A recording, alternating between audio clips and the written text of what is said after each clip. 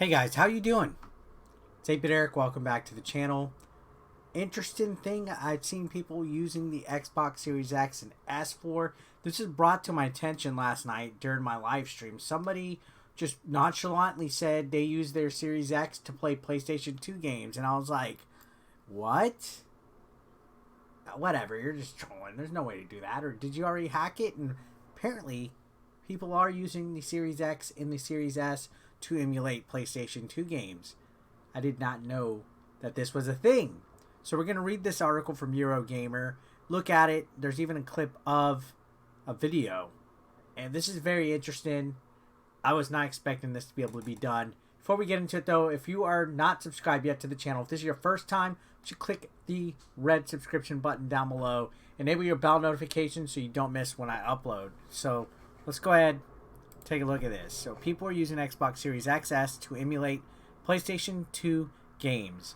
So retro game enthusiasts are showing off the performance of many old PlayStation 2 games running on Microsoft's new generation of console hardware.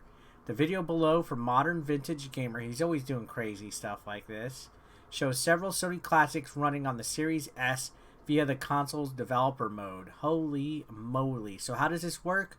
Once in developer mode, Xbox hardware can run UWP, which is Universal Windows Platform, apps such as open source retro emulator software, RetroArch. Oh man, so go into developer mode and run RetroArch. It says RetroArch still has some issues. Files are capped in size, limiting the library of games currently available, while performance, music, and visuals of many games still need a bit of tweaking. It's impressive to see performance of these games straight out of the box, as it were. The PS2 version of Silent Hill, for example, looks nicer than the edition included in the PS3, Xbox 360 Silent Hill collection. Of course, there's no backward compatibility for any PS2 or PS3 games on PS5, even if judging by the results, you think PS5 should be able to handle it. So yeah, there is no backwards compatibility on the PS5, but evidently Xbox is able to run it. Xbox has so much backwards compatibility that it can run PS2 games. So let's just look at a brief little glance. We're not going to watch all of Modern Vintage Gamer's video, but we're just going to gander at it. So you can see. And they're already out there, with some users already testing out PS2 on the Xbox Series S and Series X. So let's jump in and take a look at PlayStation 2 on the Xbox Series S. The first thing to note is that PCSX2 in RetroArch is currently still very much in active development, and the builds that are out there I personally would be afraid bugs, lots of them of doing this. I don't want to brick my system or break it. Set up. And to be totally honest, I was almost thinking about giving up and just waiting for a later time when things were more stable. But there are some interesting things to talk about here. But I do want to stress the bugs. The biggest one is that in dev mode, PCSX2 under RetroArch is... So very interesting. I'm going to leave a link to this article down below. I don't want to go ahead and give away too much of the video and basically have it possibly claimed or whatever. But that's very interesting. So developer mode, RetroArch is a piece of software. Of course, there's bugs and everything like that.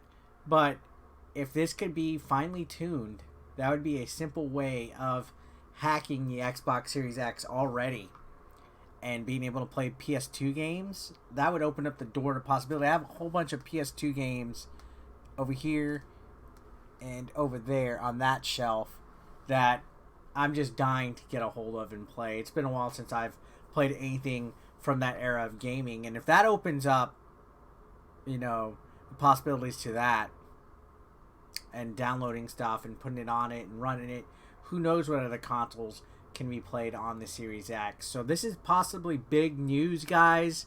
Very interesting. I thought I was being trolled by the person in my chat that was like, oh, I play PS2 on my Series X. I'm like, no, you don't. And then evidently people are doing it now, and I'm not real techie, so I'm going to need a how-to figure out how to do this beyond just the steps that are listed in this article.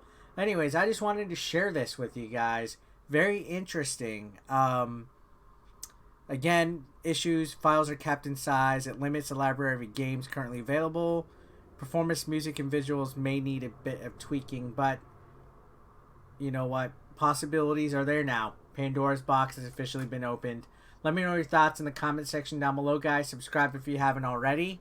And I'll see you guys on the next one. Have a good day. Peace.